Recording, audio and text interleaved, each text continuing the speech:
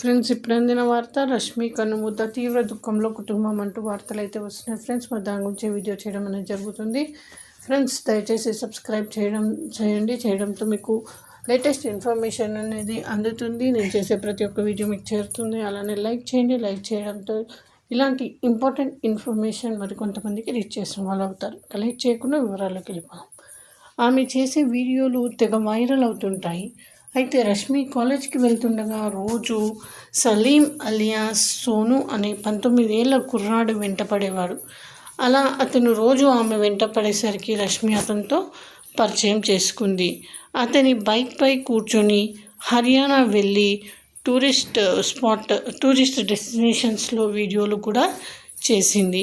ఈ క్రమంలో ఇద్దరి మధ్య పరిచయం కాస్త ప్రేమగా మారింది. అలా ఏడాది కాలంగా ఇద్దరు ప్రేమించుకుంటున్నారు. ఈ క్రమంలో అనుకోకుండా ఇద్దరు హద్దులు దాటారు. ఫలితంగా రష్మి గర్భం దాల్చింది. ఈ విషయం ఆమె సోనుకి చెప్పింది.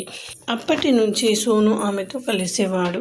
కేవలం ఫోన్లో మాట్లాడేవాడు. కలిసేవాడు కాదు, ఓన్లీ ఫోన్లో మాట్లాడేవాడు. కాలం గడిచే కొద్దీ రష్మికి తన గర్భం గురించి ఇంట్లో తెలిసిపోతుందని భయపడేది.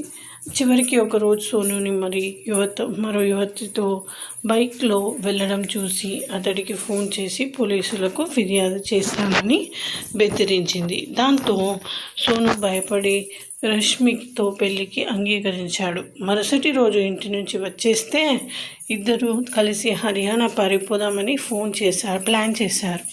సోనుతో పాటు అతని ఇద్దరు స్నేహితులు పంకజ్, రోహిత్ కూడా వచ్చారు. సోను రష్మి పెళ్లి చేసుకోవడానికి అతని స్నేహితులు సాయం చేస్తున్నారని రష్మికి చెప్పారు. దీంతో రష్మి ఇంటి నుండి చెడి చప్పుడు చేయకుండా పారిపోయి వచ్చింది. ఆ తర్వాత రష్మిని తీసుకుని సోను ఢిల్లీ సరిహద్దులు దాటి హర్యానా వైపున ఒక నిర్మానుష్య ప్రాంతానికి వెళ్లారు. అక్కడ పంకజ్, రోహిత్ సాయంతో రష్మిని గొంతు నులిమి హత్య చేశారు. ఆ తర్వాత పంకజ్ ప్లాన్ ప్రకారం రష్మిని అక్కడే భూమిలో పాతిపెట్టి వెళ్ళిపోయారు. రష్మి తల్లిదండ్రులు 2 రోజుల తర్వాత పోలీసులకు తమ కూతురు కనిపించడం లేదని ఫిర్యాదు చేశారు. దీంతో పోలీసులు రష్మి స్నేహితులను విచారణ చేయగా వారికి సోను గురించి తెలిసింది. సోను హర్యానాలోని రోహ్తాక్ నగరంలో తన స్నేహితుడి వద్ద ఉన్నాడని పోలీసులు తెలుసుకున్నారు. కానీ పోలీసులు అక్కడికి చేరుకునేసరికి సోను పారిపోయాడు. అయితే పొరపాటున వారి చేతికి పంకజ్, రోహిత్ అని పోలీసులు వారిద్దరిని గట్టిగా ప్రశ్నించేసరికి జరిగినదంతా చెప్పారు. రష్మిని హత్య చేసే ప్లాన్ సోనుదేనని తెలిపారు. ఆ తర్వాత రష్మి మృతదేహాన్ని ఎక్కడ పాతిపెట్టారో తెలిపారు. సో ఇది ఫ్రెండ్స్, ఈ విధంగా వార్తలు అయితే వస్తున్నాయి. Thanks for watching.